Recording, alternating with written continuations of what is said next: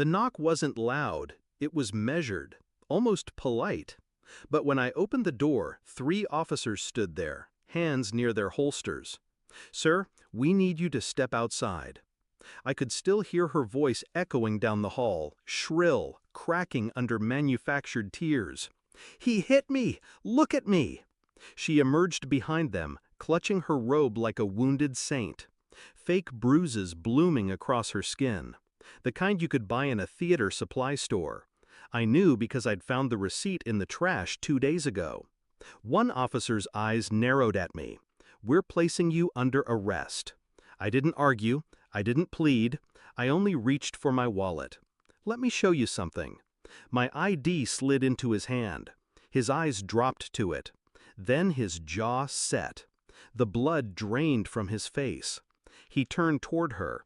"Ma'am," he said slowly, "do you realize who your husband is?" Confusion clouded her expression. "What does that matter?" The officer shook his head. But I didn't smile. I'd been waiting for this moment for months. It began with a scent. Cologne I didn't own, lingering in our sheets when I came home early one Tuesday. She laughed it off, claimed it was the hotel from her girls' weekend. I nodded, said nothing. But something in her eyes flickered, a quiet warning. Don't dig. So I didn't, not right away. I let the suspicion settle like a slow poison. Then came the late-night texts she turned away from, the hushed calls on the balcony, her growing habit of locking the bathroom door when she showered. I'd seen infidelity before, friends, colleagues, but this was my wife. And still, I said nothing, because a part of me wanted to see how far she'd go. I started keeping my own hours, quietly, let her think she was winning whatever game she thought she was playing.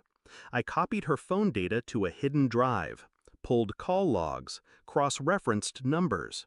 There was one that repeated, always at night, a man named Carter.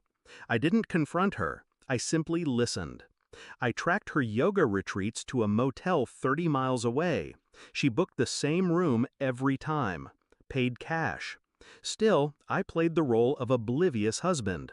Dinners, small talk, even laughter when required, because anger is noisy, and I needed silence. I took photos, dates, times. The digital ledger of her betrayal grew in my safe like a rot I cultivated deliberately. Then I went further. DNA from her wine glass, a hair from his jacket when he left her car one night. I sent them to a lab I trusted more than the police. The results would be my weapon. The envelope came on a Thursday morning. Thin, unremarkable. But inside, confirmation. The affair wasn't casual. It had been years. The kicker, Carter wasn't just her lover. He was my subordinate. The betrayal doubled back on itself, sharper than I'd imagined. That night, I set the report in front of her on the kitchen table. No words. She scanned it, her face drained. "Where did you—" "Doesn't matter," I said. She stammered, reached for explanations that collapsed before they reached her tongue. I didn't raise my voice. I didn't have to. I could have divorced her quietly, let the courts chew her up. But quiet wouldn't teach her anything. So I waited. I let her keep playing perfect wife while I documented everything. Bank transfers, emails, photos. I built a file thick enough to bury her reputation. Then, her mistake. She called 911, claimed I'd beaten her. A last, desperate play for leverage. When the officers came, I gave them my ID, the one that identified me not as her husband, but as the lead investigator for the district attorney's office, the man who trains officers in spotting false domestic claims. The room shifted instantly. Her lies unraveled before she could stitch another. The officers walked her out instead. I watched from the doorway as they led her to the cruiser. No shouting, no struggle, just the slow walk of someone realizing the game is over. She glanced back once, maybe hoping for mercy. I gave her nothing, because mercy is for the innocent. Inside, the kitchen was still. The file sat on the table, a neat tombstone over the life I'd pretended to have. I didn't feel grief, just clarity.